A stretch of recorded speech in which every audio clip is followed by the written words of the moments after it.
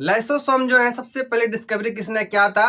एक क्रिस्टन डूबे नाम करके 1955 में उन्होंने इसका डिस्कवरी किया था। और लाइसोसोम का दूसरा नाम क्या है? सुसाइटल बैग ऑफ द सेल। यह क्यों है इसको हम लोग बाद में देखेंगे। पहले ये देख लेते हैं लाइसोसोम रहता कहाँ है, इसका घर कहाँ है। तो भैया कि एक सेल हम लोग पढ़े हैं यूकैरियोटिक सेल, प्रोकैरियोटिक नहीं। प्रोकैरियोटिक में ये एब्सेंट रहता है। ये किस में पाया जाएगा? सिर्फ जितना यूकैरियोटिक सेल है सिर्फ यूकैरियोटिक सेल में पाया जाता है भैया। तो यूकैरियोटिक सेल में भी एक्सेप्शन में होता है आरबीसी। आरबीसी के पास ये लाइसोसोम नहीं होगा, बाकी क्या हर एक यूकैरियोटिक सेल में पाया जाता है। तो भैया जैसे यूकैरियोटिक सेल है किसी भी चीज का ले लिए, इसमें क्या रहता है? न्यूक्लियस रहता है, माइटोकॉन्ड्रिया रहेगा, गोल्जी कॉम्प्लेक्स रहेगा, राइबोसोम रहता है। उसी तरह क्या रहता है? लाइसोसोम रहता है।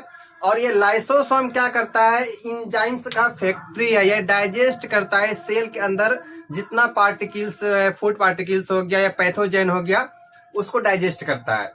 क्यों डाइजेस्ट करता है, कैसे करता है, उसको हम लोग पूरे प्रोसेस को इस लेक्चर में देखने वाले हैं। आइए हम लोग जानते हैं कि लाइसोसोम आखिर होता कहाँ है। लाइसोसोम एक सेल के अंदर क्या है? बंद है। और इसके पास क्या है? बहुत सारा एंजाइम्स है। इसका शेप कैसा होता है? स्फेरिकल होता है। शेप कैसा होगा लाइसोसोम का? स्फेरिकल होता है। और ये एक मेम्ब्रेन बॉन्ड ऑर्गेनेल्स है। मेम्ब्रेन बॉन्ड ऑर्गेनेल्स मतलब किसके पास? सेल मेम्ब्रेन में उसके पास वाल पाया जाता है। भैया ये जो मेरा लाइसोसोम है ना, इसके पास जो लाइसोसोम हुआ इसके अंदर में भी क्या एक वाल बना हुआ है, एक पॉकेट बना हुआ है जिसमें क्या बहुत सारे एंजाइम्स बंद है। ये जो एंजाइम्स है लाइसोसोम में कब काम करेगा? ये कब एक्टिव होगा? कितना पीएच चाहिए इसको एक्टिवेशन के लिए?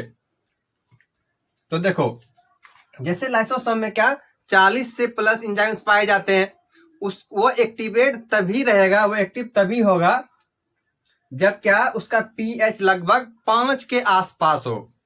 5 से अगर ज्यादा हो गया, 7-8 हो गया, तो ये इनएक्टिव हो जाएगा। और अगर वो क्या होता है, नीचे होता है 3-4 हो जाता है, तो इसका शेप ही बिगड़ जाएगा। तो भैया कि लाइसोसोम जो है इसको मेंटेन रखने के लिए इसका पीएच मेंटेन बहुत जरूरी है। अगर पीएच मेंटेन नहीं रहेगा तो क्या होगा? ये तो अगर 5 से ऊपर 7-8 गया तो इनएक्टिव कर देगा एंजाइम्स को। भैया जब एंजाइम एक्टिव हो जाएगा फिर लाइसोसोम का काम ही क्या रह जाएगा। की बात करते हैं कि लाइसोसोम में कितने तरह के एंजाइम्स होंगे।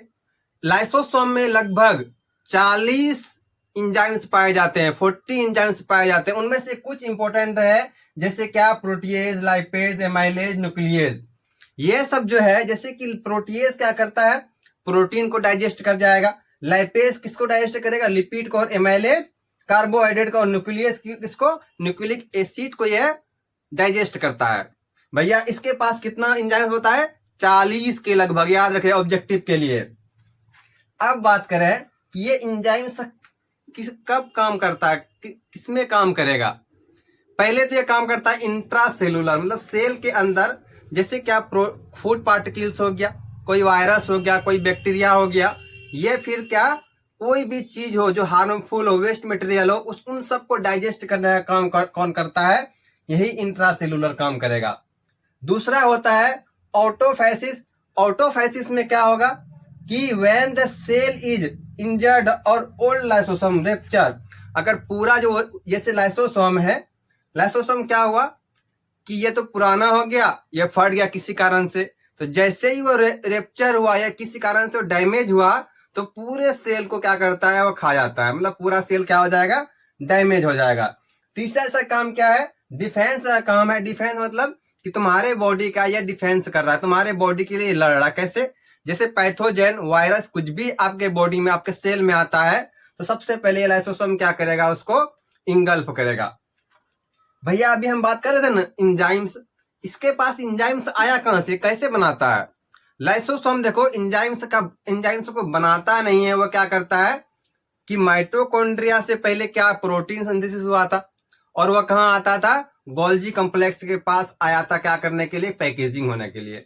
उसी तरह से गोल्जी इंडोप्लाज्मिक रेटिकुलम क्या करता है? एंजाइम्स का प्रोडक्शन करेगा और किसको भेज देगा? गोल्जी कॉम्प्लेक्स को पैकेजिंग होने के लिए। अभी ये क्या इनएक्टिव फॉर्म में है। जैसे ही वेसिकल से जुड़ता है तो अब ये एक्टिव फॉर्म में होता है और ये कहाँ आके स्टोर हो जाएगा, हमारे लाइसोसोम में आकर स्टोर हो गया।